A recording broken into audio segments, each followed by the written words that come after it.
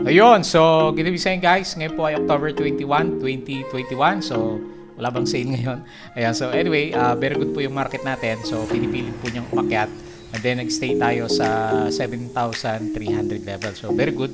And then meron din tayo nakita pala, net foreign buying tayo, more than, tama ba? More than 300 million. So i-double check natin mamaya.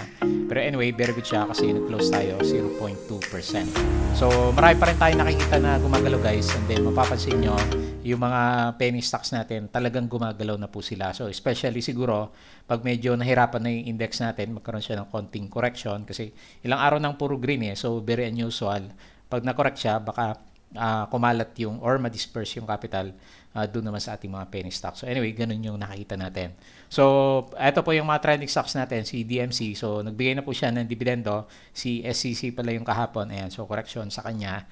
Kaya siya nag-drop kahapon is siguro sumabay din sentiment kay SCC.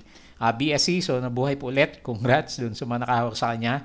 ACE-N, so nagko-correct po siya. So nag-TP na ako kanina. Personal lang yung guys yung mga binablog ko dun sa or pinopost ko dun sa sa Facebook.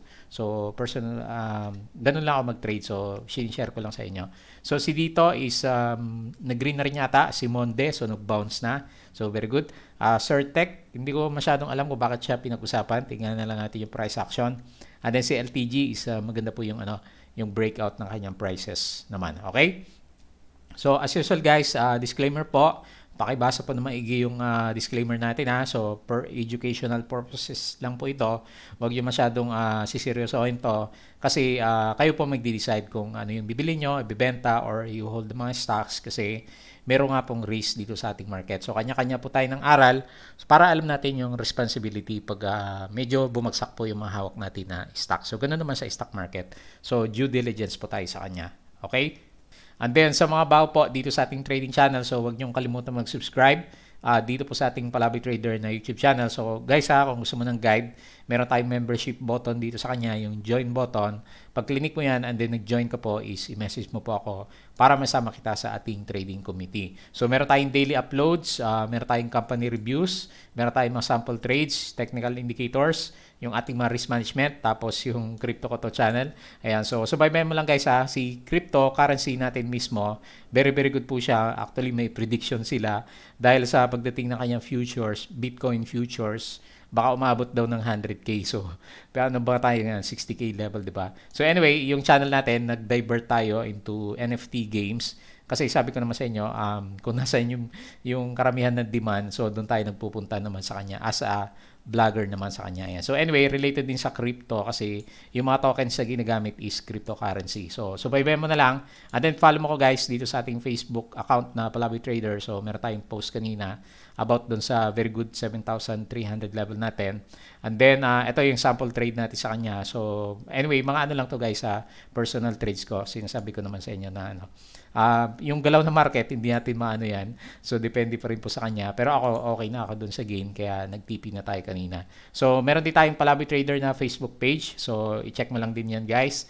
And then, yung ating Twitter. So, dito naman is nagre-retweet tayo ng mga info. Yung galing sa mga personalities natin sa kanya. So, pasandaan natin ng konti. So, yung ating cases muna. Ayan. So, 4,806. So, very good pa rin.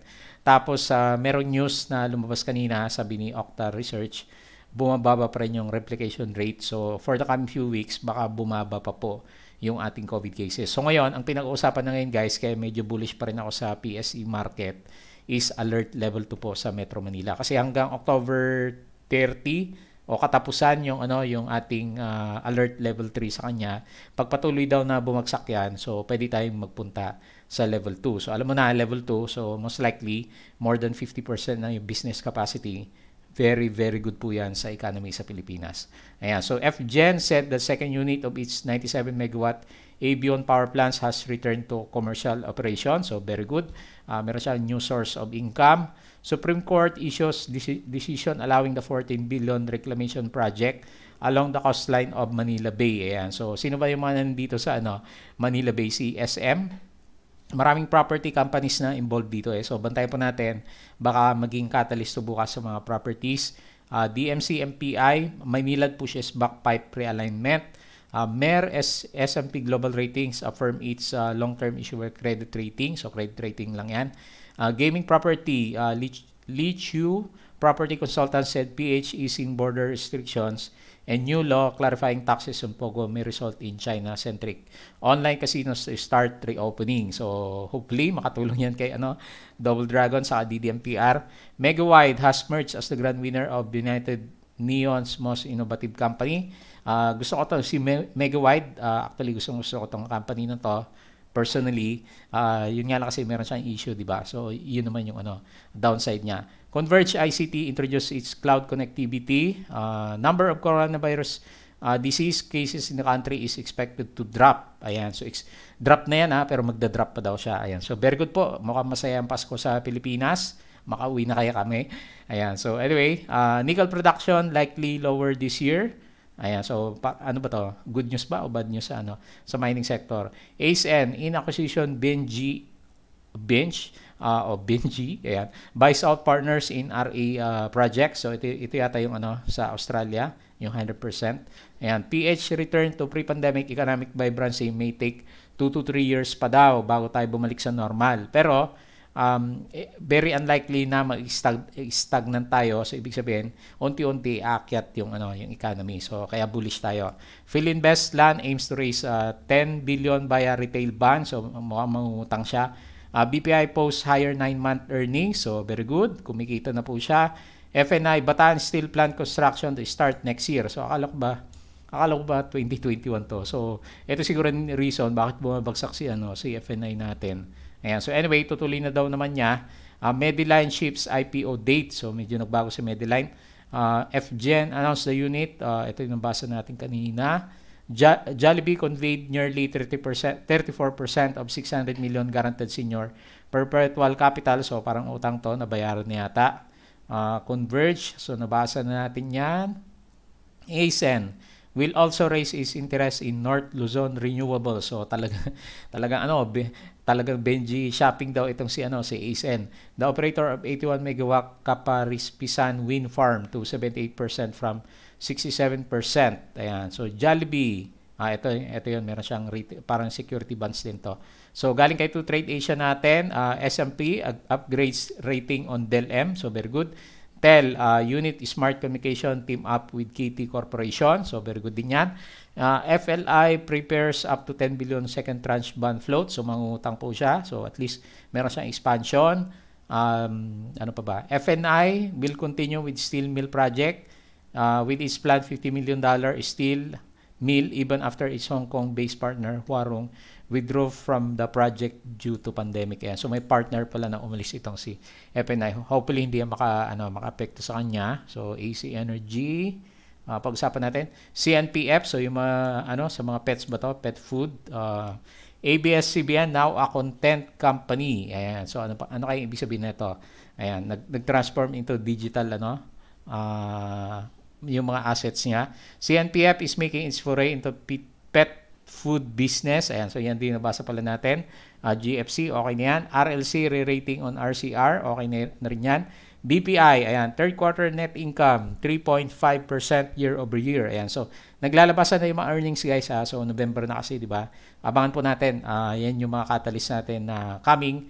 Medline, so yun nga, binago daw yung kanyang IPO date. So, yun lang po yung mga na-repost natin for the day. So, guys, huwag niyong kalimutang i-visit yung ating website na Bodega Peak. So, minsan, meron tayong mga nagpa-pop-ups yan na mga news na yung mga nakikita natin, ginagawan din natin ng article. So, bukod dun sa, yung pinaka-main objective ng website is, syempre, educational purposes, which is related about sa stock market. Tapos, yung Patreon channel po natin is para naman guide natin sa makasama po natin na traders na nag-aral dito sa market, nag-start pa lang, medyo naguguluhan sa kanya. So, pwede po kayong sumali sa ating community.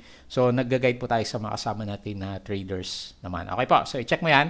So, punta tayo sa ating broker na si Trade Asia. So, ongoing pa rin guys until November yung natin sa kanya, yung ating promo. So, i-check mo na lang. Tapos, pag nag-enroll ka sa kanya, write mo lang dun para meron siyang comment section.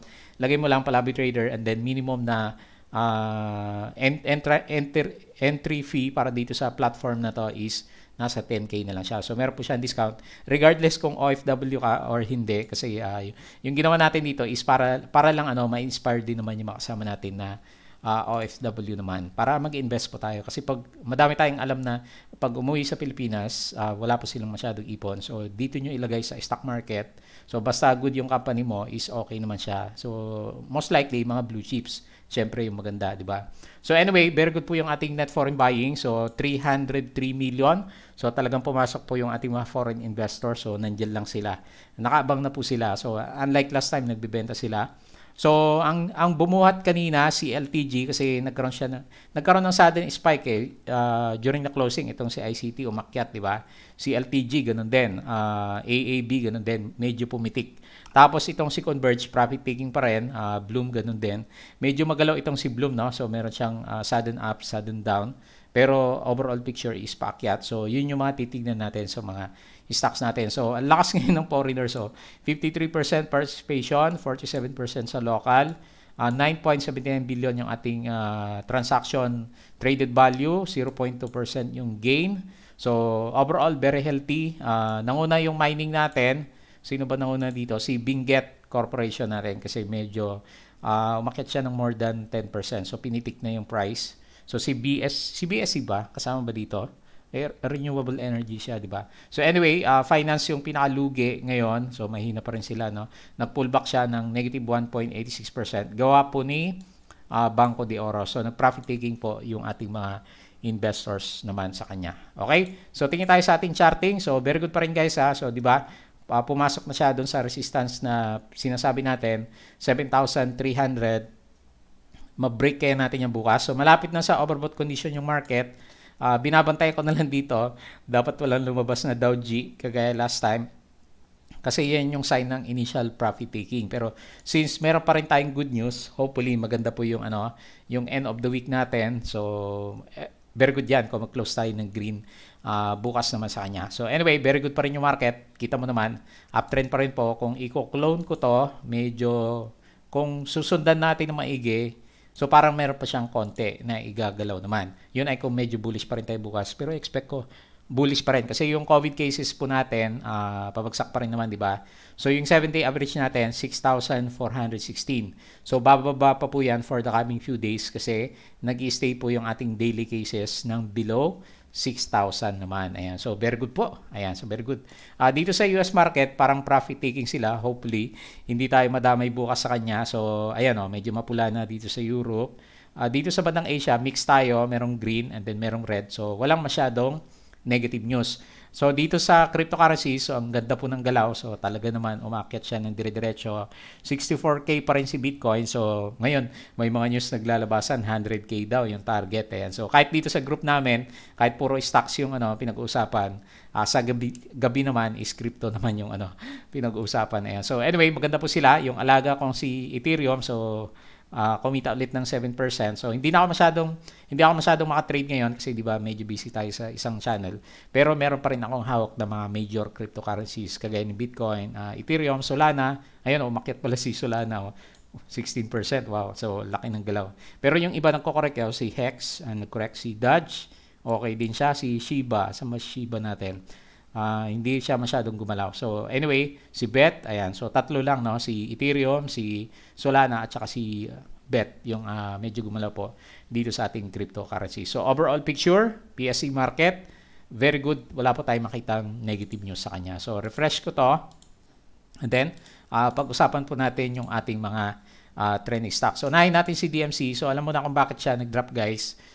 Yung pala, ngayon pa lang yung natin, yung ating dividendo naman sa kanya. So meron siyang around 5 to 6%. So tingnan natin kung gaano kalaki yung drain up nitong si DMC natin. So normally kasi pag ganito, pagdating ng mga ex-date natin, nagda-drop siya corresponding po dun sa dividends. So mababa lang yung drop niya, no? So maganda pala yung nangyari dito kay DMC. Okay, nag-drop siya na malaki and then nag-recover siya, pero yun nga, hindi naman nagtuloy yung niya nag-profit taking pa rin siya. So kung susukatin natin mula sa closing kahapon, ayan halos 6%, di ba? 5% yung 5.8, 5.9 yung kanyang dividendo. So kinain niya, pero bumalik naman siya. So very good. So kung medyo yung mga may hawak sa kanya nakapag-TP doon sa closing kahapon, at least may natipid pa siya na 5% naman. So anyway, ganyan muna yung sentiment natin. Most likely magkakaroon tayo ng retest para sa support level naman kasi profit taking kasi yan kasunod niyan. So meron silang dividendo plus yun nga, meron siyang price appreciation. So tingnan na lang natin kung ma-sustain niya, very good po yan. Ibig sabihin, very strong itong si DMC natin. So wala muna akong mag-wait sa kanya, hindi ko mag-wait yung trading channel niya. So pwede sigurong ito, sakto sa support. Kasi dati ito naman yung galaw niya, dito siya. Ito. Ayan, so nag-shift siya nung mag-breakout pero ngayon naging support na yung dating resistance. So may breakdown na konti. Bukas siguro magkakalaman kung strong support yung 8.1 or 8.2 na level naman natin dito kay DMC. So meron siyang net foreign buying 59 million, so very good. PEP call yung ating main buyer and then Credit Suisse, yung mga big boys natin nag-TP at saka si JP Morgan naman. Okay po. So yun po yung nakita natin. Dividends na usapan lang sa kanya. BSC, so yun pa rin yung catalyst natin, yung up to 60% na stake niya kay Phil Oil, naging magandang catalyst especially ngayon. So dahil sa kanya, nag-start na mag-shift yung yung direction na, nagkaroon ng direction yung ating mga penny stock. So very good, kahit papaano makaka-recover po yung mga kasama natin. So parang ito yung trend channel niya, ito yung susundan niya sa ngayon. After niyang maka-recover naman dun sa drop niya nung isang araw. Ayan. So, meron siyang trading channel. So, strong resistance 0.8. Bukas, magkakalaman kung kakayanan basagin kasi meron naman siyang volume. Nandiyan naman siya. Hindi pa siya masyadong, although overbought na, nasa 70 plus, pero okay pa yan. So, di ba sabi natin, wag lang mag-exaggerate yung, yung RSI level naman natin sa kanya. So, very good. Okay din yung kanyang MACD formation naman. So, tingin tayo sa kanyang performance. Sino ba nagpaggalaw? Meron siyang, ang laki ng gain, 10.14% yung gain po ni BSC. Meron siyang 318K, malit lang, na net foreign buying. Call Tower yung main buyer. And then Call Tower din yung ating pinaka-main seller naman sa kanya. So, yan lang muna. Titignan natin sa kanya. Hopefully, mabasag niya to para next resistance medyo mataas ulit para dito kay BSC naman natin. Next, ACEN. Ayan. So, bakit ako nag-TP kanina? So para kasing nahirapan si ACEN, di ba? Meron tayong ginugwait last time sa kanya na trading channels. Okay na sana kahapon kasi bumalik siya kahit nag-red yung candle. Pero ngayon parang hirap siya, di ba? So nagre-resist yung MA9 sa 20 pero too early to say naman kasi meron pa rin naman siyang support dito sa 11.3. So tinatanong ko kanina doon sa post ko, 5.45 pa rin ba yung ng call? Or nagbago na po siya kasi may nagsabi sa akin nasa 9 pesos daw yung fair value ngayon ni ACEN. Pero yung huli ko nabasa doon sa mga brokers natin is bakit kaya 5 pesos lang. Ang dami niyang acquisition na ginagawa. So anyway, siguro maliliwanagan yan for the coming few days. Depende sa broker mo kung sino yung nagre-review. So mamaya i-double check ko kay 2Trade Asia kung ano yung fair value naman ni ACEN. Kasi pag ganyan na bumabagsak na po yung stocks, kagaya nangyari kay Converge natin, wala siya sa sa trending stocks. So 'di ba pinag-usapan si Converge kasi nag-drop siya ng malakas. Yun pala ang fair value niya ni Converge natin. Tingnan natin yung saglit lang. I-direct ko lang kayo. Kasi ang fair value naman na sinasabi sa kanya is more than 30 pesos lang siya, which is parang yun yung kinorek niya nung nagkaroon siya ng drop down ng price. So si ACEN, magandang malaman po natin ano ba yung fair value niya ngayon. Although alam naman natin, syempre, meron siyang maraming acquisition. So, pwede siyang tumaas kapag yung fair value naman niya is halos parehas dito sa current value. Syempre, bibili ako sa kanya kung ang fair value niya is nasa 11 pesos naman. Pero trading-wise, so, nag-take profits naman na ako sa kanya kasi okay naman na ako sa gain. So, sino ba may ayaw ng 14% na gain habang nagko-correct yung stocks, di ba? So anyway, babalikan ko yan. Paborito pa rin natin si ACEN na i-trade naman. So ganyan lang muna yung tingin natin sa kanya. Medyo bearish ng konti kasi nga meron pong mga red candle. Pero sabi ko naman, fundamentally, okay naman itong si ACEN po natin. So meron siyang loss, negative 3.37%. 88 million net foreign buying. So malaki pa rin. UBS, FMS yung main buyer. Credit Suisse, Philstock yung ating pinaka-main seller naman sa kanya. So actually good news ngayong nabasa natin kanina, di ba? So meron siya ulit mag-increase siya ng stake doon sa isang renewable energy company from 67 to 76%.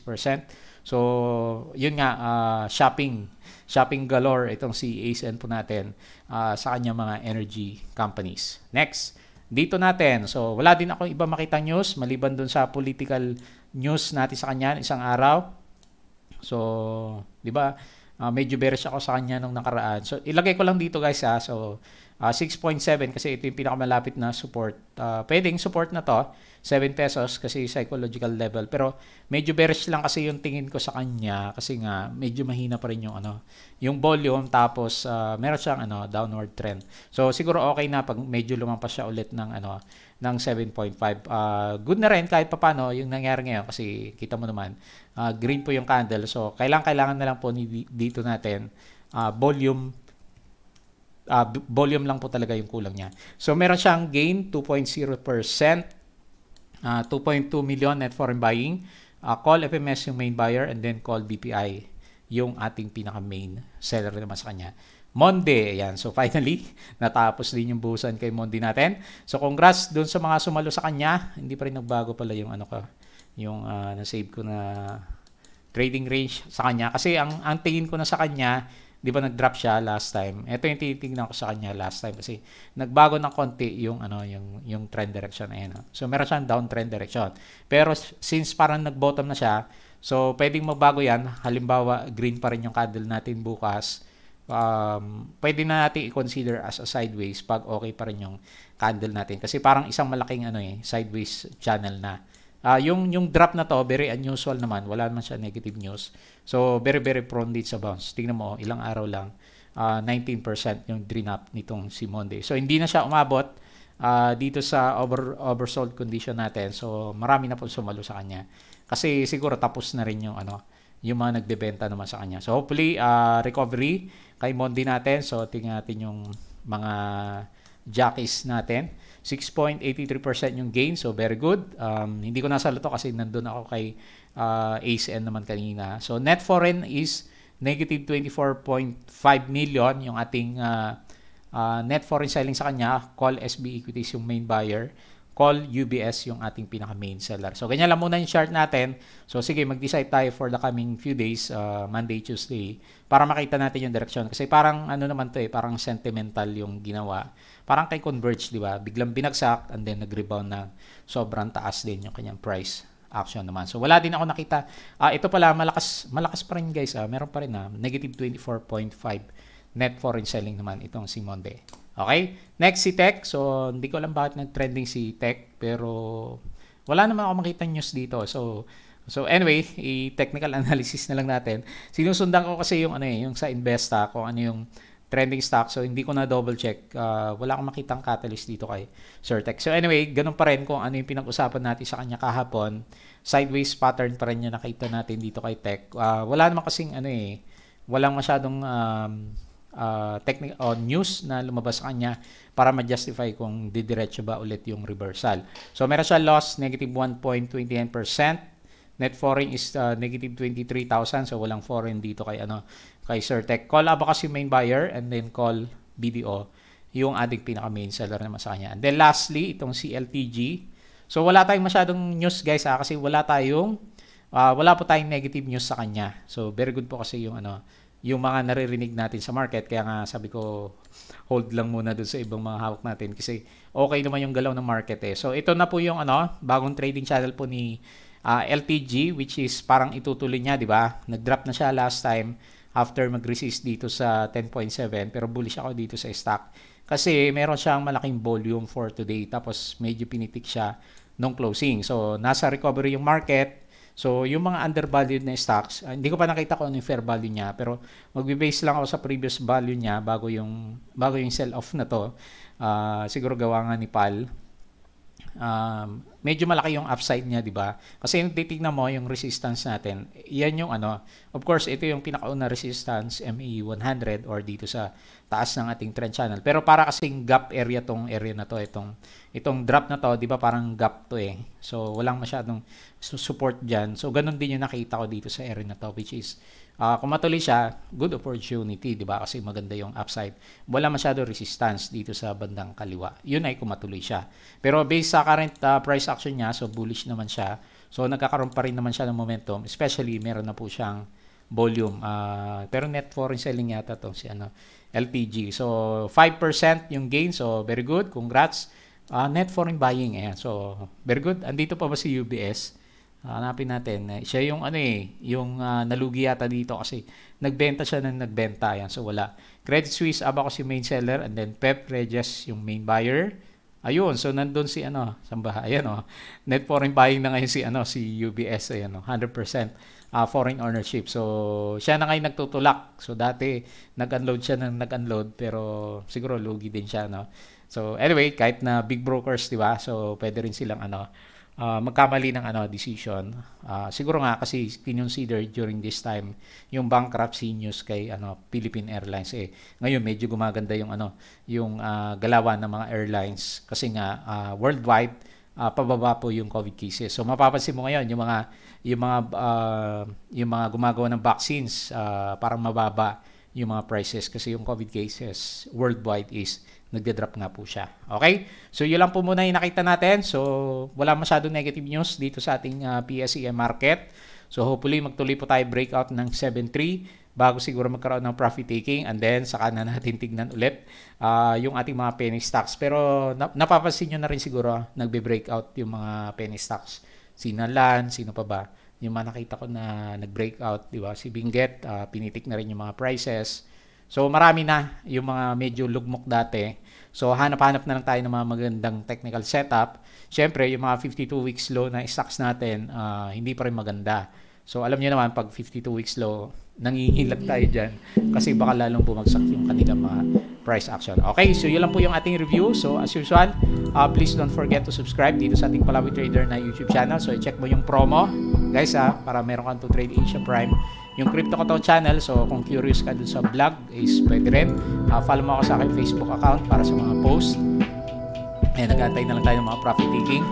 Facebook page na Palawi Trader, yung ating Twitter account, website, Bodega Pig, and especially yung ating Patreon. So, pwede ka dito sa YouTube, pwede ka mag-join, open yan anytime. Yung ating Patreon is closed muna by November 2, 2021 na lang po ulit yung opening niya. So, nag-guide po tayo ng mga kasama natin na traders at investors sa PSE market naman. Okay po, so yun lang. Maraming salamat at kita po ulit tayo bukas.